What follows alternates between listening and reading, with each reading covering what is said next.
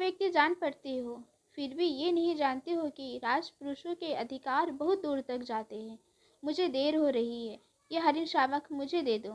कालिदास, यह हरिण शावक इस पर्वतीय भूमि की संपत्ति है राजपुरुष, और इसे पर्वतीय भूमि के निवासी हम इसके सजाते हैं। तुम ये सोचकर भूल कर रहे हो कि हम इसे तुम्हारे हाथ में सौंप देंगे। मल्लिका, इसे अंदर ले जाकर तल्प पर बैठा दो। अंबिका सहसा अंदर से आती है। अंबिका, इस घर के तल्प और आस्तरण हरि शावकों के लिए नहीं है। मल्लिका, तुम देख रही हो माँ? अंबिका, हाँ देख रही हूँ, इसीलिए तो कह रही हूँ। तल्प और आस्तरण मनुष्य के सोने के लिए है, पशुओं के लिए नहीं। कालिदास, इसे मुझे दे दो मल्लिका। दूध का भाजन नीचे रख देता है और बढ़कर हरिण शावक को अपनी बाहों में ले लेता है। इसके लिए मेरी बाहों का आस्तरण ही पर्याप्त होगा। मैं इसे घर ले जाऊंगा। द्वार की ओर चल देता है।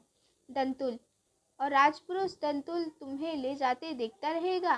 कालिदास, ये राजपुरुष की रुचि पर निर्भर करता है। बिना उसकी ओर देखे ड्योढ़ी में चला जाता है।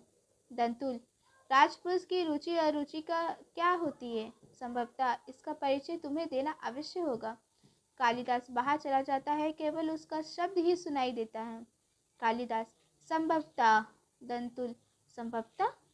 तलवार की मुठ पर हाथ रखे उसके पीछे जाना चाहता है। मल्लिका शीघ्रता से द्वार के सामने खड़ी हो जाती है। मल्लिका, ठहरो राजपुरुष, हरिण शावक के लिए हट मत करो। तुम्हारे लिए प्रश्न अधिकार का है, उनके लिए संवेदना का।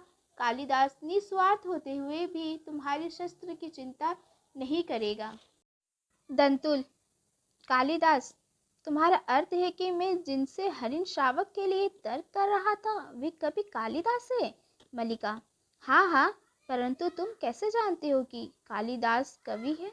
दंतुल, कैसे जानता हूँ? उज्जैनी की राज्यसभा का प्रत्येक व्यक्ति ऋतु संहार के लेखक कवि कालिदास को जानता है। मल्लिका, उज्जैनी की राज्यसभा का प्रत्येक व्यक्ति उन्हें जानता है?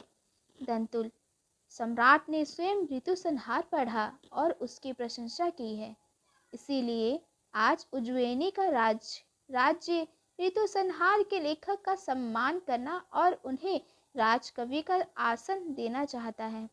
आश्चर्य व रुचि इसी उद्देश्य से उज्जैनी से यहाँ आए। मल्लिका सुनकर स्तंभित सी हो रहती है। मल्लिका, उज्जैनी का राज्य उन्हें सम्मान देना चाहता है, राजकवि का आसन? दंतुल, मुझे खेद है, मैंने उनके साथ अशिष्टता का व्यवहार किया, मुझे जाकर उनसे क्षमा मांगनी चाहिए। चला जाता है। मल्लिका कुछ क्षण उसी तरह खड़ी रहती है, फिर सहसा जैसे उसकी चेतना लौट आती है। अंबिका इस बीच दूध का भाजन उठाकर कोने में रख देती है। जिस पात्र में पहले दूध रखा था उसे देखती है। उसमें जो दूध शेष है उसे एक छोटे पात्र में डालकर शक्कर मिलाने लगती है।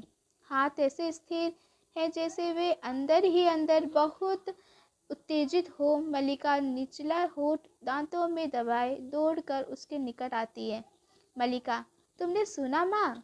राज्य उन्हें राजकवि का आसन देना चाहते हैं। अंबिका हाथ से गिरते दूध के पात्र को किसी तरह संभाल लेती है। अंबिका, गीले वस्त्र मैंने सूखने के लिए फैला दिए हैं, थोड़ा सा दूध शेष है, इसमें शक्करा मिला दी है।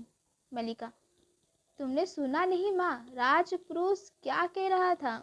अंबिका, दूध पी लो, आशा करती हूँ कि अब यहाँ किसी और का आतिथ्य नहीं होना है। मल्लिका, आतिथ्य? मैं चाहती हूँ आज इस घर में सारे संसार का आतिथ्य कर सकूं। दूध का पात्र अंबिका के हाथ से ले लेती है। तुमने इस दूध से नहला दूं माँ? पात्र ऊंचा उठा देती है अंबिका, पात्र उसके हाथ से ले लेती है। अंबिका, मैं दूध से बहुत नहा चुकी हूँ। मल्लिका, तुम कितनी निष्ठुर हो माँ, तुमने सुना नहीं? राज्य उन्हें सम्मान दे रहा है, फिर भी तुम? मल्लिका, दूध पी लो और फिर से वर्षा में भीगने का मोह ना हो तो मैं तुम्हारे लिए आस्तरण बिछा दूं? मैं जैसे निष्ठुर हूँ रहने दो। मलिका उसके गले में बाहें डाल देती है। मलिका नहीं, तुम निष्ठुर नहीं हो। मैंने कब कहा कि तुम निष्ठुर हो? अंबिका नहीं, तुमने नहीं कहा। दूध पी लो। मलिका दूध का पात्र उसके हाथ से लेकर एक घूंट में दूध पी जाती है और पात्र कोने में रख देती है। फिर अंबिका का हाथ खींचकर उसे बिठा देती है और स्वयं उसकी गोदी में लेट जाती है। मलिका माँ, तुम सोच सकती हो आज मैं कितनी प्रसन्न हूँ। अंबिका मेरे पास कुछ भी सोचने की शक्ति नहीं। अब उठ जाने दो, मुझे बहुत काम करना है। उठने का प्रयत्न करती है। मलिका उसे रोके रहती है। मलिका नहीं, उठो नहीं, इसी तरह बैठी रहो। राज्य उन्हें सम्मान दे रहा है। माँ, उन्हें राजकवि का आसन प्राप्त होगा। सहसा अंबिका की गोदी में उसे सर हटाकर बैठ जाती है। उस व्यक्ति को जिसे उसके निकट के लोगों ने आज तक समझने का प्रयत्न नहीं किया, जिसे घर में और घर से बाहर केवल लांछना और प्रताड़ना ही मिली है। अब तो तुम विश्वास करती हो माँ कि मेरी भावना निराधार नहीं है। अंबिका उठ खड़ी होती है। अंबिका मैं कह चुकी हूँ, मेरी सोचने समझने की शक्ति जड़ हो चुकी है। मलिका क्यों माँ, क्यों तुम्हें इतना पूर्वाग्रह है? क्यों तुम उनके संबंध में उदारतापूर्वक नहीं सोच सकती? अंबिका मेरी वे अवस्था बीत चुकी है। बात यथार्थ से आंखें मूंद कर जिया जाता है। अंदर जाने लगती है। मलिका उठकर खड़ी हो जाती है। मलिका और तुम्हारी यथार्थ दृष्टि केवल दोष ही दोष देखती है। अंबिका मुड़कर पल भर उसे देखती रहती है। अंबिका जहाँ दोष है वहाँ अवश्य वे दोष देखती है। मलिका उनमें तुम्हें क्या दोष दिखाई देता है माँ? अंबिका वे व्यक्ति आत्मसीमित है। संसार में अपने सिवा उसे और किसी से मोह नहीं है। मलिका इसीलिए कि वे मातुल की गोएं न हाँक कर बादलों में खोए रहते हैं। अंबिका मुझे मातुल से और उसकी गौओं से प्रयोजन नहीं है। मैं केवल अपने घर को देखकर कहती हूँ। मलिका बैठ जाओ माँ। अंबिका को हाथ से पकड़कर झरोखे के पास आसन पर ले जाती है। मैं तुम्हारी बात समझना चाहती हूँ। अंबिका मैं भी चाहती हूँ तुम आज समझ लो। तुम कहती हो तुम्हारा उससे भावना का संबंध है। वे भावना क्या है? मलिका मैं उसे कोई नाम नहीं देती। अंबिका के पैरों के पास बैठ जाती है। अंबिका परंतु लोग उसे नाम देते हैं। यदि वास्तव में उसका तुमसे भावना का संबंध है तो वह क्यों तुमसे विवाह नहीं करना चाहता? मलिका तुम उनके प्रति सदा अनुदार रही हो। माँ तुम जानती हो उनका जीवन परिस्थितियों की कैसी विडंबना में बीता है। मातुल के घर में उनकी क्या दशा रही है। उसी साधनहीन और अभावग्रस्त जीवन में विवाह की कल्पना ही कैसी की जा सकती थी।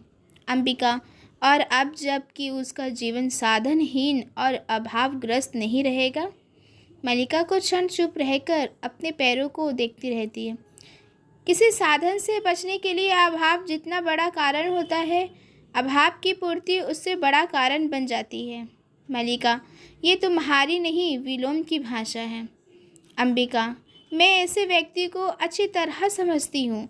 तुम्हारे साथ उसका इतना ही संबंध है कि तुम एक उपादान हो जिसके आश्रय से वे अपने से प्रेम कर सकता है, अपने पर गर्व कर सकता है।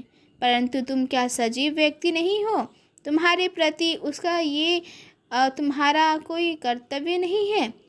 कल तुम्हारी माँ का शरीर नहीं रहेगा और घर में एक समय की भोजन ही की व्यवस्था भी नहीं होगी। तो जो प्रश्न तुम्हारे सामने उपस्थित होगा उसका तुम क्या उत्तर दोगी? तुम्हारी भावना उस प्रश्न का समाधान कर देगी। फिर कह दो ये मेरी नहीं विलोम की भाषा है। मलिका सिर झुकाए कुछ क्षण चुप बैठती रहती है। फिर अंबिका की ओर देखती है।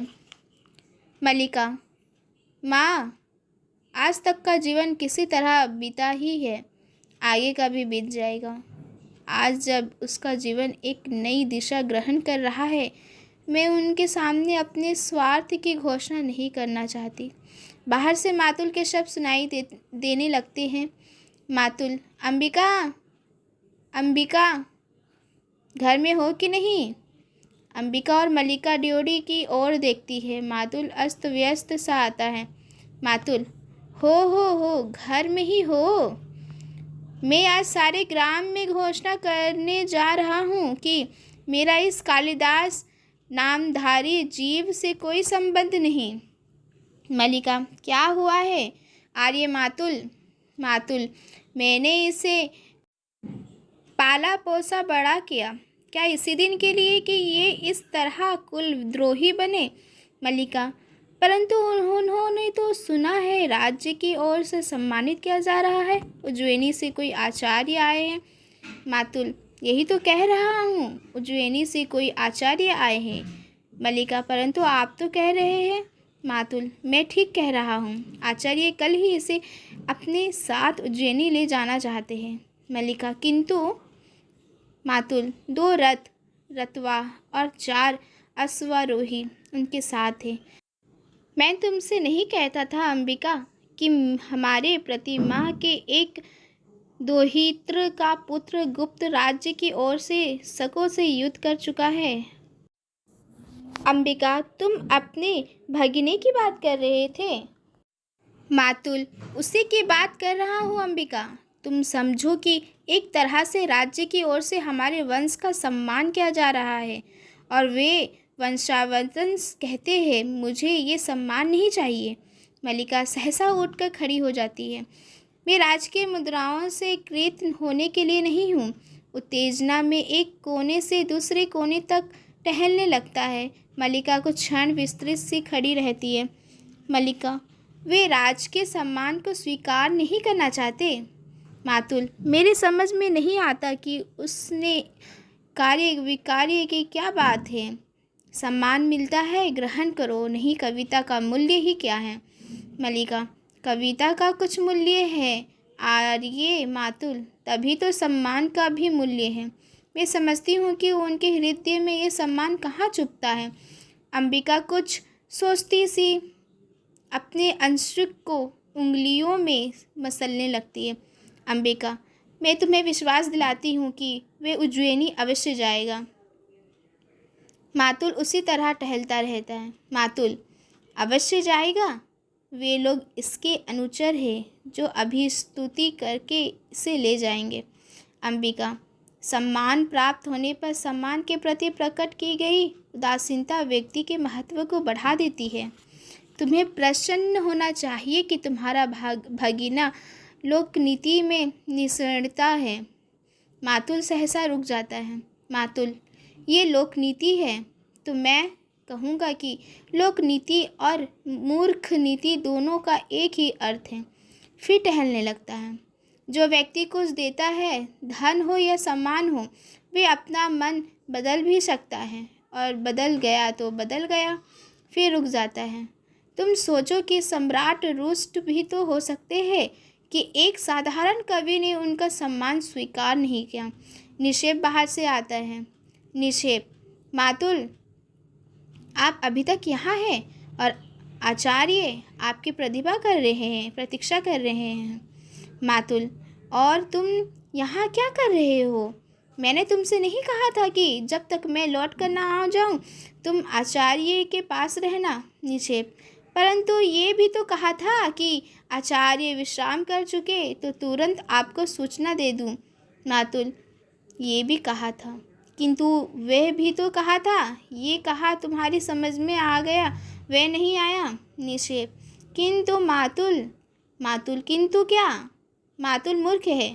बताओ, तुम मुझे मूर्ख समझते हो? निक्षेप, नहीं मातुल। मातुल, मैं मूर्ख नहीं तो निश्चय ही तुम मूर्ख हो। आचार्य ने क्या कहा? निक्षेप, उन्होंने कहा है कि कभी आपके साथ इस सारे ग्राम प्रदेश में घूमना चाहते हैं। मातुल के मुख पर गर्व की रेखाएं प्रकट होती है। जिस प्रदेश ने कालिदास की कविता को जन्म दिया है।